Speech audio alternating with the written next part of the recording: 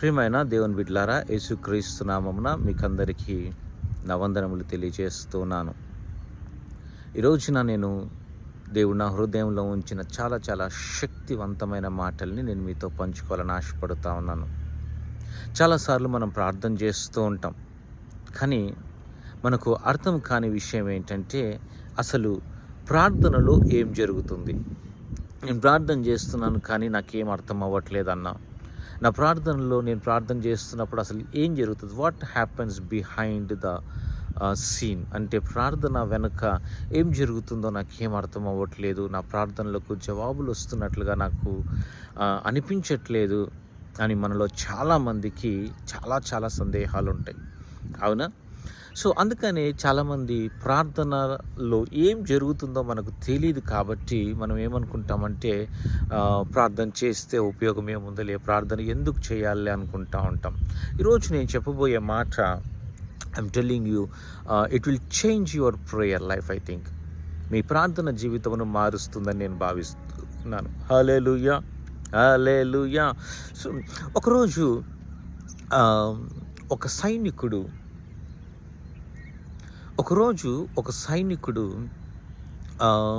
ఆ యొక్క ప్రెసిడెంట్ ఇంటి బయట కూర్చొని ఏడుస్తూ ఉన్నాడంట.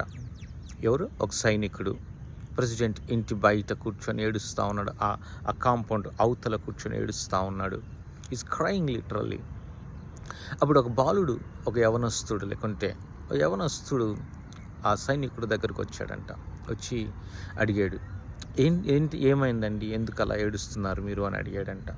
అడిగితే అతను వచ్చేసి, నాకు చాలా సమస్యలు ఉన్నాయండి, నాకు చాలా ఇబ్బందులు ఉన్నాయి, నేను చాలా నలిగిపోతూ ఉన్నాను, నా పరిస్థితులు ఏం బాగాలేవు అని అంటే, మరి దానికి ఎందుకు ఏడుస్తున్నావు అని అడిగాడంట. అంటే నా సమస్యలన్నిటినీ నేను ప్రెసిడెంట్తో చెప్పుకుందాం అనుకున్నాను, బట్ నేను ప్రెసిడెంట్తో చెప్పుకోలేను, నేను ప్రెసిడెంట్తో మాట్లాడలేను కదా, నాకు అంత సామర్థ్యం లేదు, నాకు ప్రెసిడెంట్ ఆఫీస్లోనికి వెళ్ళటానికి కూడా నాకు పర్మిషన్ ఉండదు అని ఆ యవనస్తుడితో చెప్పాడంట ఆ సైనికుడు అలా చెప్పినప్పుడు ఆ యవనస్తుడు ఆ సైనికుని యొక్క చేయి పట్టుకొని ఆ సైనికుని తీసుకొని వెళ్తూ ఉన్నాడంట. వెళ్తూ ఉంటే ఆ ప్రెసిడెంట్ ఇంటి యొక్క ఆ వైట్ హౌస్ యొక్క కాంపౌండ్ ఉంటుంది కదా, ఆ కాంపౌండ్ గేట్ దాటి లోపలికి వెళ్ళాడంట. సైనికుని తీసుకొని వెళ్తూ ఉన్నాడు. కానీ అతన్ని ఎవరూ ఆపలేదు. నోబడీ అతన్ని రెసిస్ట్ చేయలేదు. ఎక్కడికి వెళ్తున్నావు, ఎవరు నువ్వు అని అడగలేదు.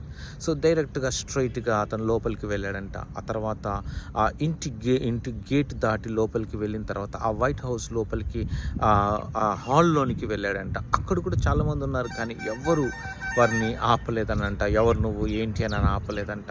అలాగే స్ట్రైట్గా ఇంకొంచెం లోపలికి వెళ్ళాడు. కొంచెం లోపలికి వెళ్ళిన తర్వాత ఆ వైట్ హౌస్లో మెయిన్ హాల్లోనికి వెళ్ళాడంట. అక్కడ కూడా ఎవరు ఆపలేదంట. ఆ యవనస్తుడు ఆ సైనికుని లోపలికి తీసుకొని వెళ్తూ ఆ ప్రెసిడెంట్ ఉండేటువంటి ఆ ఛాంబర్లోనికి తీసుకొని వెళ్ళాడంట. అక్కడ కూడా ఎవరు ఆపలేదనంట. ఆ తర్వాత ఆ ప్రెసిడెంట్ ఆఫీస్లోనికి తీసుకొని వెళ్ళిన తర్వాత అక్కడ ప్రెసిడెంట్ కూర్చొని ఉన్నాడంట. ఆ చైర్లో కూర్చొని ఉన్నప్పుడు ఈ యవనస్తుడు అంటే, daddy, this man needs to speak to you అని అన్నాడంట.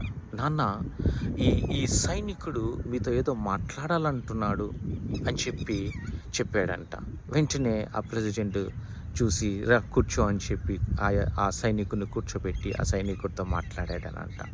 ఇది నేను ఎందుకు చెప్పాను అని అంటే, ఆ యవనస్తుడు ఎవరో కాదు, ఆ యవనస్తుడు ఆ ప్రెసిడెంట్ యొక్క కుమారుడు. సో ఈ రోజున యోహాను సువార్త 16వ అధ్యాయం 23వ వచనంలో ఏమని రాయబడి ఉంటుందంటే, నా పేరిట తండ్రిని మీరు ఏమి అడిగినను ఆయన వాటినన్నిటినీ అనుగ్రహించును అని అంటాడు. అంటే యేసయ్య నామమున మనం ఏమి అడిగినా సరే అవన్నీ తండ్రి మనకు అనుగ్రహిస్తాడంట. Because he sun. ప్రియమైన స్నేహితుడా, నువ్వు ప్రార్థన గదిలోనికి వచ్చి నువ్వు ప్రార్థన చేస్తున్నప్పుడు, నువ్వు నీ బాధలతో, నీ సమస్యలతో, నీ ఇబ్బందులతో నువ్వు ప్రార్థన చేస్తూ ఉన్నప్పుడు ఏం జరుగుతుందో తెలుసా?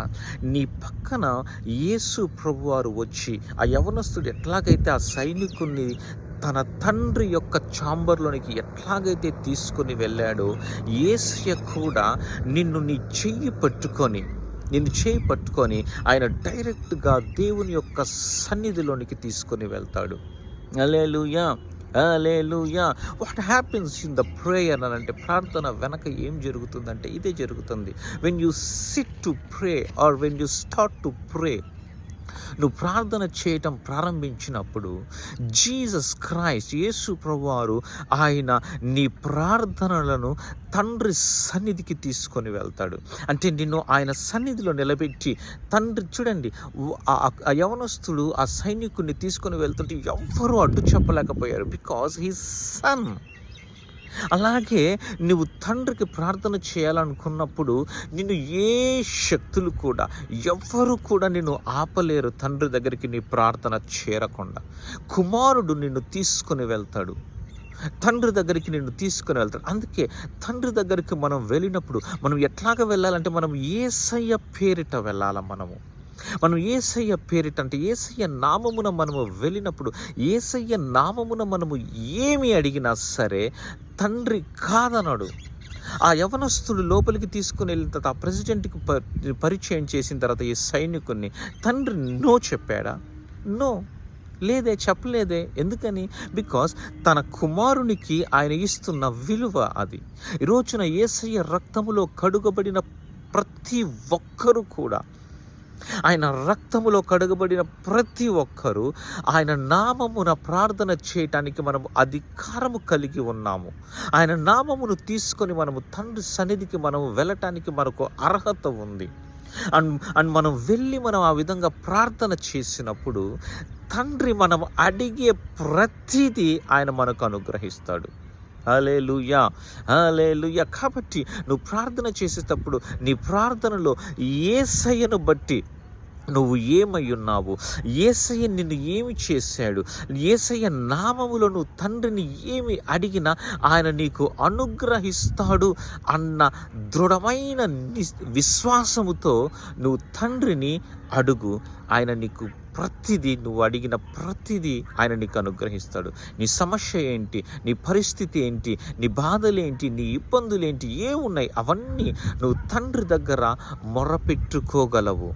హల్లెలూయా, హల్లెలూయా. కాబట్టి ఇంకెప్పుడు నువ్వు ప్రార్థన చేసేటప్పుడు అసలు నా ప్రార్థన అంగీకరింపబడుతుందా, నా ప్రార్థన దేవుడు ఆలకిస్తున్నాడంటావా, నా ప్రార్థన దేవుడు విని నాకు జవాబునిస్తాడంటావా అన్న సందేహము నీ హృదయంలోనికి రానివ్వకుండా నువ్వు దేవుని సన్నిధిలో వెళ్ళేటప్పుడు, నువ్వు యేసయ్య నామములో నువ్వు వెళ్ళినప్పుడు ఆ ప్రార్థన దేవుడు అంగీకరించి నువ్వు అడిగిన ప్రతిదీ ఆయన నీకు అనుగ్రహిస్తాడు.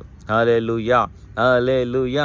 ఆశీర్వదింపబడ్డావా? కాబట్టి ఇంకెప్పుడు ప్రార్థనలో దేవుడు నా ప్రార్థన వింటున్నాడో లేదో అన్న అనుమానం తీసి, చాలామంది కూడా ప్రార్థన ఎందుకు చేయరంటే, అసలు మనం ప్రార్థన చేస్తే దేవుడు వింటాడా అండి, ఎందుకులే చేయడం, మనలాంటి వాళ్ళు ప్రార్థన చేస్తే వింటాడా? See, it's not about to you. చూడండి, ఆ సైనికుడు లోపలికి వైట్ హౌస్లోకి వెళ్ళటానికి అర్హత లేదు. అసలు కాంపౌండ్ని టచ్ చేస్తేనే చాలు, ఇసిరి బయటపడేస్తారు. But when the son holds his hand, ఆ కుమారుడు ఆ సైనికుడి చేయి పట్టుకున్నప్పుడు సంథింగ్ హ్యాపెన్స్. బికాజ్ ఆ కుమారుని చూసి అక్కడున్న వాళ్ళందరూ తప్పుకోరు. అవునా కదా? ఎవరు అడ్డు చెప్పలేరు ఆ కుమారుడిని చూసి. ఈరోజు నీ ప్రార్థనకు కూడా ఎవరు అడ్డు చెప్పరు, నువ్వు యేసయ్య నామములో ప్రార్థన చేసినప్పుడు. నీ ప్రార్థన అడ్డు చెప్పడానికి ఎవరికి అర్హత లేదు కూడా. అది డైరెక్ట్గా దేవుని సన్నిధికి వెళ్తుంది. హల్లెలూయా, హల్లెలూయా. God bless you. See you again next time.